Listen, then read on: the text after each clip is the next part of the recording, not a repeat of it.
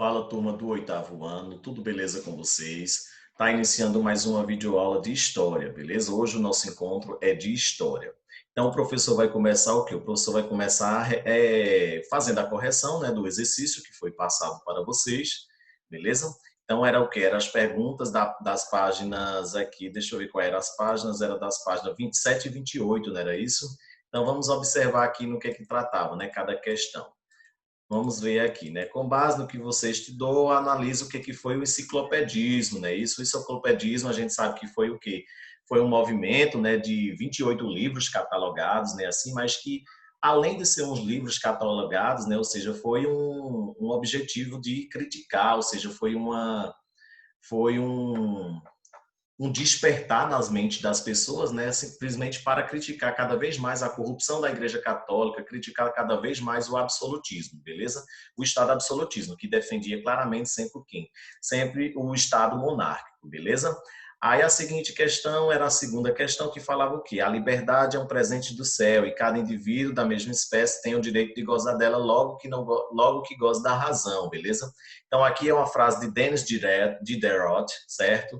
Aqui só, na verdade, ele vem cada vez mais, né, ou seja, colocando a razão como principal, né, para a evolução do homem, ou seja, a razão simplesmente para mostrar a essência humana, cada vez mais o que? Afastar, né, o pensamento da igreja, ou seja, o pensamento da teologia, né, e só assim é que o homem conseguiria alcançar sua liberdade, segundo Denis Diderot, beleza?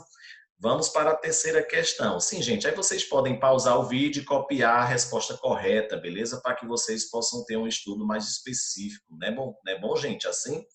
Então vamos aqui, ó. A terceira questão vinha falando de, né, dois filósofos aí, dois enciclopedistas, que um é o Denis Diderot, né, ou seja, novamente o seu principal foi conhecido, né, a sua principal obra foi o enciclopedismo, beleza? Em suas teorias era marcante o posicionamento contrário à Igreja Católica, ele não era de acordo com a Igreja Católica, ele entendia novamente que o quê? Que a Igreja Católica levava o homem a né, ou seja, levava o homem a tornar-se prisioneiro do conhecimento e prisioneiro da razão, beleza? Então ele afastava cada vez mais os pensamentos teológicos, ou seja, os pensamentos da Igreja, e, né, enfatizava cada vez mais, ou seja, o pensamento da razão. Para eles, o pensar da razão, o pensar era cada vez mais o que era uma evolução para o ser humano. Já o, né, Jean de Alembert, ele já era mais conhecido, né, por ser um matemático e tal, né, ele também foi conhecido por ser um enciclopedista, destacou-se no campo da matemática, elaborando equações diferenciais ordinárias, estudou também leis de resistência mecânica também, ok? Vocês podem pausar o vídeo, como eu havia falado para vocês, e, né, anotar as principais, o que errou e o que acertou.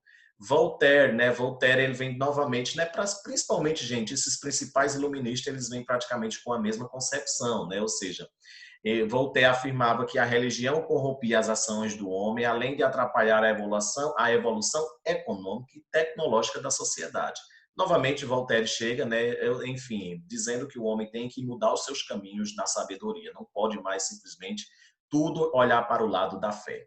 Beleza? Já Rousseau, né, gente, aqui vem falando já do contrato social. Rousseau, ele vem entregar o que é o Estado, ou seja, ele já vem começa nessa questão de que o Estado, né, quem vem intervir entre pobreza e riqueza e que tipo não poderia mais ter um Estado totalmente absolutista, ou seja, um Estado totalmente detentor de poder, e sim, né, ou seja, um poder legislativo, onde as pessoas escolhessem praticamente seus representantes.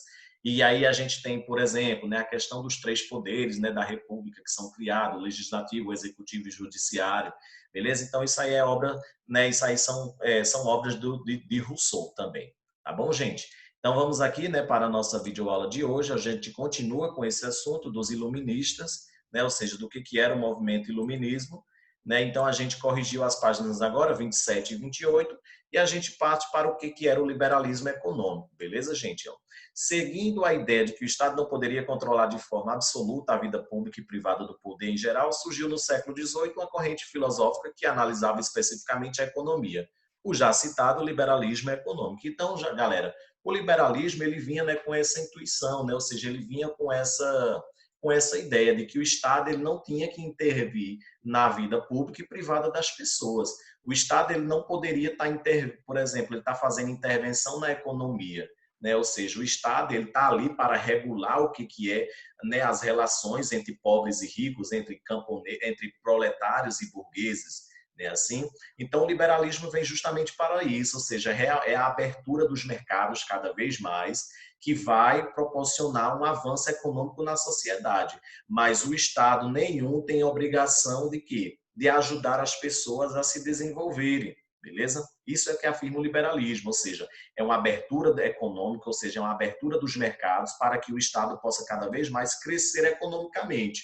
Mas ele, por si só, não tem a obrigação de estar manuseando, né, esta economia. Beleza? Aí assim surgem os fisiocráticas, né? Ou seja, os fisiocráticas, eles praticamente criticavam as práticas mercantilistas, ou seja, que eram as práticas de mercado da época, né? E eles criticavam bastante esse protecionismo que havia, ou seja, então eles lutam simplesmente para cada vez mais abrir os mercados, assim como também surge o lema, né, fisiocrática, que era conhecido na língua dele, né, no francês, que era o laissez-faire, né, que era o deixar e fazer, deixar e passar, ou seja, cada vez mais a gente tem uma abertura dos mercados para que a economia possa cada vez mais, né, ou seja, né, crescer, tudo bem? Então, aqui a gente tem, né, os principais pensadores do liberalismo. Se a gente for pesquisar, primeiramente vem ele, né, que é o Adam Smith, né, filósofo escocês que foi estudioso da fisiocracia, além de ser considerado o formulador do liberalismo econômico. Para Smith, o Estado tinha a obrigação de assumir responsabilidades sociais e políticas, como saúde, educação e segurança pública. A gente tem até um exemplo, né, galera, do Estado atuando, por exemplo, na pandemia. A gente tem aí as atuações do Estado, ou seja, a gente teve um auxílio emergencial para a galera, né, que perdeu, no caso, seu emprego, né, da informalidade. Então, isso aí são tudo auxílio do Estado, tá bom? Já para Adam Smith, ele fala que o quê? Que o Estado deve atuar nessas instituições, porém não deve atuar na economia. A economia tem que, por si só, se sustentar. Beleza, gente? Então, praticamente era isso aí, né? Ou seja, como principal filósofo, a gente tem esse Adam Smith. Aqui tem uma pequena charge, como o professor sempre gosta de trazer isso. Ó.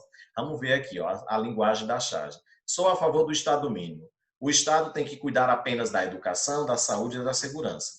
Aí o outro responde, né? E dá o dinheiro para as empresas falidas no mínimo, né? Ou seja, aqui faz uma crítica praticamente ao que é o Brasil, né? Enfim, mas só mostrando novamente o pensamento de Adam Smith, ou seja, ele fala que o quê? Que a educação, o Estado deve intervir, saúde também e segurança, não na economia, né? Não economicamente. Beleza? Então a gente tem também, né, ou seja, com o decorrer dos tempos, ou seja, com o decorrer do crescimento dos iluministas, a gente tem o despotismo esclarecido, ó, que era o quê?